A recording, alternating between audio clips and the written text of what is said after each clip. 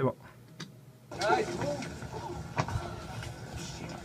Les images d'une vidéo amateur qui montre des hommes et des femmes fuyant le centre-ville d'Ottawa. Autour d'eux, des dizaines de policiers embusqués, prêts à ouvrir le feu au moindre geste suspect. Un véritable état de siège au cœur de la capitale canadienne. Une journée triste pour le Canada. C'était ma réaction. Donc, on verra ce qui se passe, mais c'est pas encourageant pour le moment. Et c'est à espérer qu'on ait la lucidité et la sagesse de s'en sortir.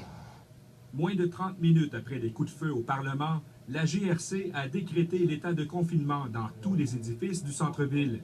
Des mesures exceptionnelles allant de barrages routiers jusqu'à la fouille de tous les autobus par les groupes d'intervention tactique à la recherche du ou des suspects en fuite.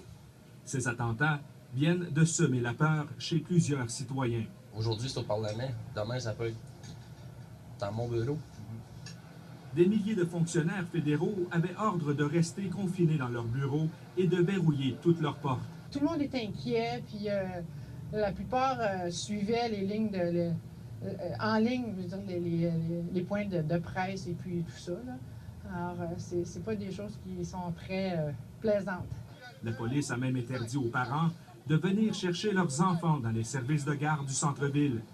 Même situation à l'Université d'Ottawa, non loin de là, où les étudiants ont été pris au dépourvu.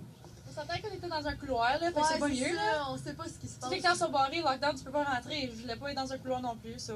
La plupart des gens n'ont pas l'habitude de voir ce genre de choses, donc oui, ils étaient un peu inquiets. L'état de confinement a été progressivement levé après 6 heures de siège. Mais il va sans dire qu'il faudra beaucoup plus de temps pour que la vie de la capitale nationale reprenne son cours normal. Ici Pascal Robida, Radio-Canada, Ottawa.